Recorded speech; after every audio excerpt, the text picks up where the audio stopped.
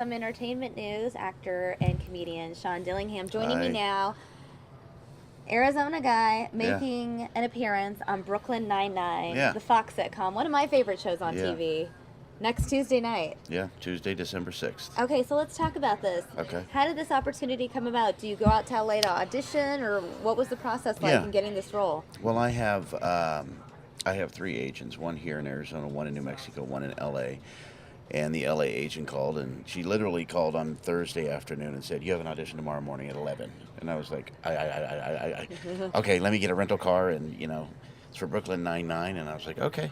I jumped in the car, went, got there, left at 5 in the morning, got there at about 11:30, and went in, and I was just getting over a cold, so my voice was already like this. Hey, how you doing? That's good though. Yeah, because the part that I subsequently got was a guy named Marco Severino, which he's the head of the New York mob. Oh, so it kind of helped Yeah, that you were sick. yeah. Like everything happens for a reason. I was sick. I wasn't in the mood, and I had a leather jacket on. I was like, let's You just get felt- this over with. You were already in the character of Yeah, mob boss. yeah, and read for them three different times, and then on the way back to town, they called that night and said, "You got it. It shoots Monday.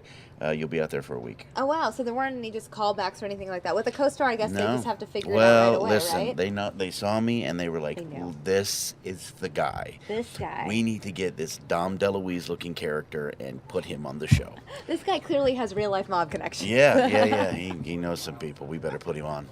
So how do you channel that like mob persona? I mean, you are not only you're an actor, you're a comedian, you're an improviser. Mhm. So obviously you get into character frequently. And quick. You got to do it quick. You make a decision, and they say when you go to an audition, you want to sort of dress the part, but not too much. You want to come close, but not hit the mark.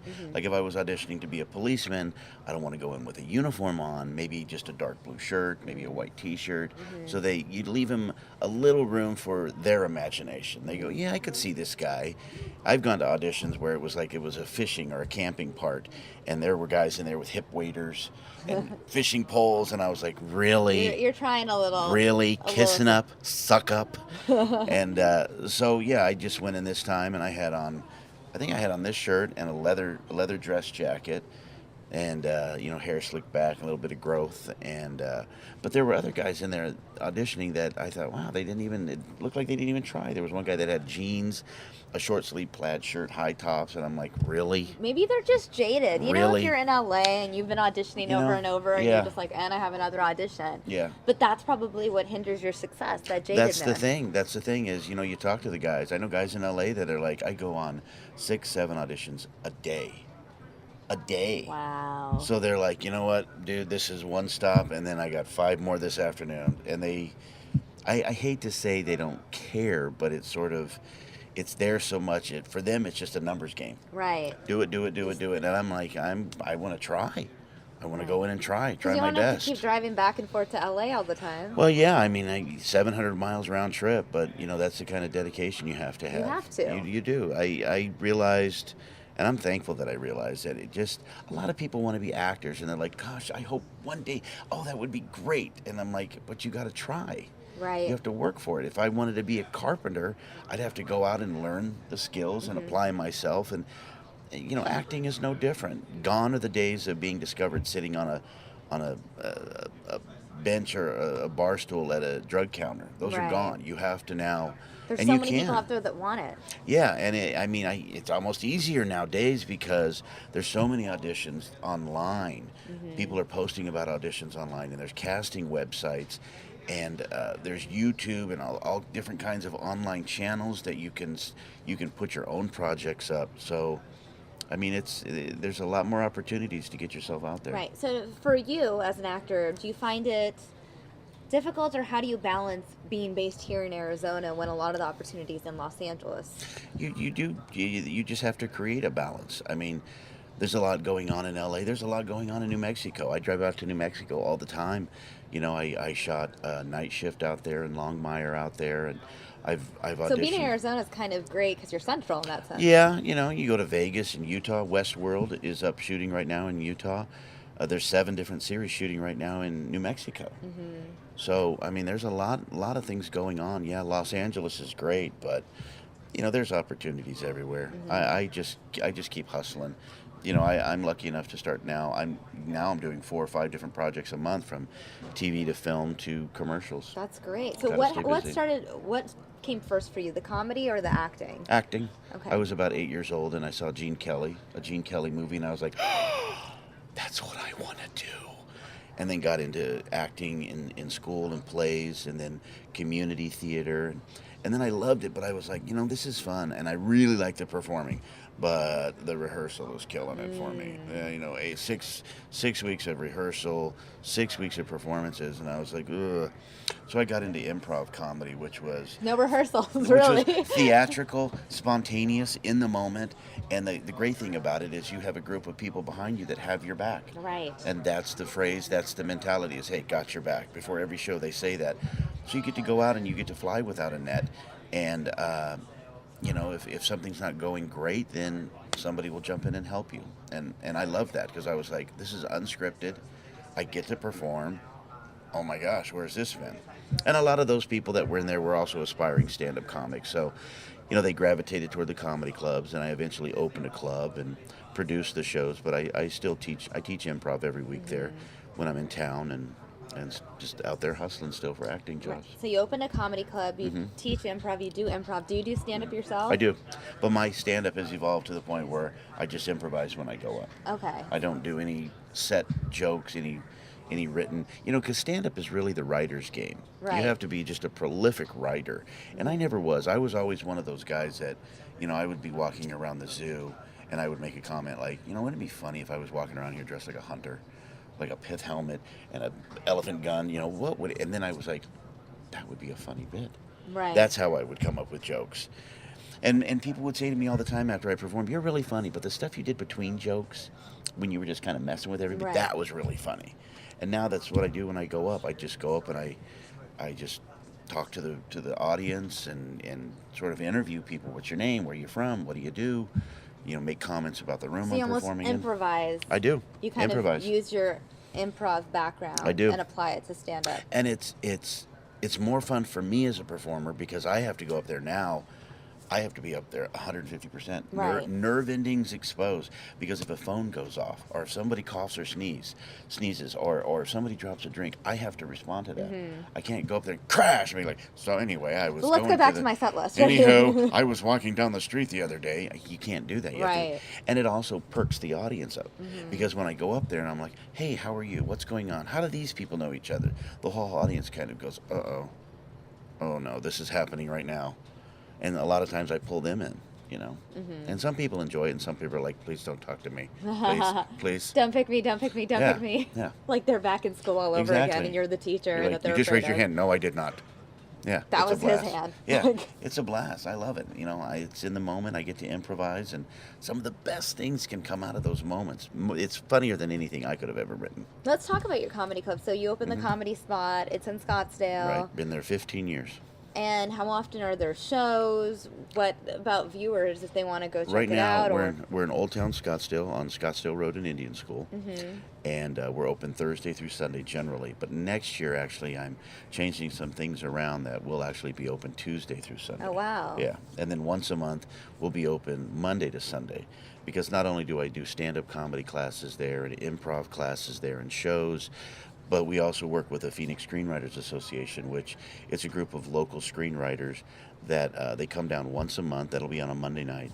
And they have script reading, and we also bring in local actors. Oh, wow. So they have the opportunity to start doing cold reads. And TV get on shows, films, anything films. And so it's just kind of, I'm really trying to get the acting, comedy, performing community involved more. So let's talk about that. What is the community like here in Arizona?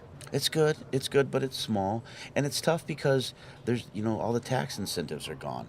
So we really don't have a film industry. It's a commercial state. A lot of commercials get shot here. Corporate videos get shot here, but the films are like, I think New Mexico's they match it dollar for dollar. Oh, wow. So if you and I go out there and we shoot $1 million commercial, we get it back. from the state of New Mexico just for shooting out there. Really? That's why you got right now 7 Wow. different TV series shooting out there, and movies go out there all the time. Those used to come to Arizona, and we don't even have a film office anymore. Oh, wow. So it's tough. It's a community out there. It's an acting community out there, but unfortunately they're kind of splintered because there's not one thing that can kind of bind them all together. And there's Right. some great facilities out here. There's a couple of big studios. There's one in Tempe. There's one in Scottsdale, and it's just a shame. Especially since LA, the Hollywood industry is the state next door. Right. You would think that Yeah. Arizona would be an opportune place for Yeah. them to come and shoot. Yeah. But I guess it's always a number. It comes down to money all the time. Dollars and cents. That's why they were going up to Canada to shoot for the Right. longest time, because of the tax incentives. It's so much cheaper to shoot there. Same thing now with Arizona. The politicians kind of go, yeah, we don't need that. Yeah, but it would help. It would help. But at least you're in like a state in between New Mexico and I'm California. kind of lucky right now, and I give Avis Rent-A-Car a lot of money too. Thank you, Avis. I'm calling. I gotta go. I walk in now. They're like, "Hi, Sean. Where are we going now? What are we doing?" I hope you're getting discounts at least. Yeah, they help me out. So it's going good though. I've been lucky enough. I've done 4 network television series just this year, Oh, wow. and so I'm keeping busy. The most important one obviously being on Fox. Brooklyn Nine-Nine, Fox, Nine-Nine. Tuesday, December 6th, 8 o'clock, I think. It's next Tuesday, guys. Yeah. It's 7 days away. Yeah. You're going to see this guy It's going to be as cool. a mob boss. It's going to be cool. That was cool. I got to go out there and I'm shoot so for a week. excited. A week I was out there. Wow. Yeah, Studio City. And that place was intimidating. You go out there and there's 21 sound stages on Or this do lot. they shoot at NBC or CBS? CBS. CBS. Yeah. And there's 21 sound stages, each one the size of a football field. Mm-hmm. I mean, it's massive. And, you're going past things that are like, my dressing room was at the Dale Evans Roy Rogers building. And I'm like, oh my gosh, is this intimidating or what? My outdoor scenes were shot on the New York back lot, which is where they shot all the exteriors for Seinfeld and Friends Right. and everything. And it was just like, at one point you want to go, what am I doing here? Someone has made a mistake, clearly. But it's amazing. Oh, it was awesome. It was like going from throwing your baseball around in your backyard to now you're at Yankee Stadium. But you want to say, what is going on? This isn't real. Come on. So which characters did you interact with most on the show? Andy Samberg and Okay. Andre Braugher. Okay. Yeah, the 2 leads. Right. Which the first time I saw Jake them, Peralta. it was, yeah. It was, and Captain Holt, I Captain believe. Holt, yep. It was a little, Andre Braugher, so sweet though. Yeah. So sweet, At one, because he, I think he's everyone's favorite character on that show. How can you not like oh Captain my gosh. Holt? The first time I saw him in the movie Glory with Matthew Broderick, I was like, man, there is something about that guy. Mm-hmm. He is good. And he was the one that actually pulled me aside and said, drop all that starstruck stuff. We're just actors. Do your thing, I'll do my thing. Because it was intimidating. Did you come off as a little starstruck at first? do you think? Well, the first day, my first scene with them, we're in the interrogation room. And, there's about a dozen people in this room and 3 cameras. And I was just kind of like, You're a mob boss. and You have the power in this situation. Yeah. You know what made it nice is, and I hate to say this, and I'm not throwing them under the bus, but when they were messing their lines up, I was like, okay, they're human. Right. Great. Awesome. That's what really, that helped. And then him saying that as well was fantastic. Yeah. That's so exciting. Yeah. Favorite memory from the set of Brooklyn Nine-Nine? I think when I shot my big scene, just to see them put all that magic together, there's on the New York back lot, there's this restaurant that I was in, and we shot it at dusk, maybe 6 o'clock at night, and they're dressing the set, and then outside there's a car right outside the building, and a guy goes up on the roof and he hits a spotlight, and it puts like a street light effect on the car. And then there's another guy, and he's got like a fire hose, and he's wetting the street down so it looks good on camera. Another guy walks over and hits a valve, and all this like fog starts coming out of the sewers and the manhole covers, and I was like, this is cool. This is how they do it. This is pretty neat. So all of that, I think that was probably my favorite Right. memory. Just to see that magic come alive Right. was, man, it was so cool. Because when you watch the show, and you know, you kind of, as a viewer, assume that they just shoot in New York City, but they don't. Yeah, yeah. Well, also like the TV show. I don't know, Shameless. I'm a big fan of Shameless, and it takes place in Chicago, but they shoot it at Warner Brothers. Right. Most shows Yeah. are shot in Los Angeles. Yeah. Parks and Recreation. Not that Pawnee, Indiana, really did exist at all, but No, that no. was shot at in Universal Yeah. City. So it's pretty magical though. It was pretty cool, and the one thing that I was afraid of when I was done with it, I was like, oh boy, this is, because once you do something of that level, now you're like, well, how am I supposed to go back and do these smaller productions when, how am I supposed to stay at this little hotel when I stayed at, Park Avenue? So, Right. but it's Just continuing to work. Keep yourself busy. that's right? it. Just keep hustling, and that's my goal, to get another one of those. So, it's been a good year. I've got a couple of movies lined up already for next year, and I get one and I start moving for the next. All right. Yeah. Well, we are excited to check you out. Brooklyn Nine-Nine next Tuesday night here on Fox, guys. I'm going to watch it. I hope you guys do too. Sean, thank you so Thank much you. for joining us. My and pleasure. Thank you. chatting with us about your journey. Yeah, it's going to be awesome. Thanks. And guys,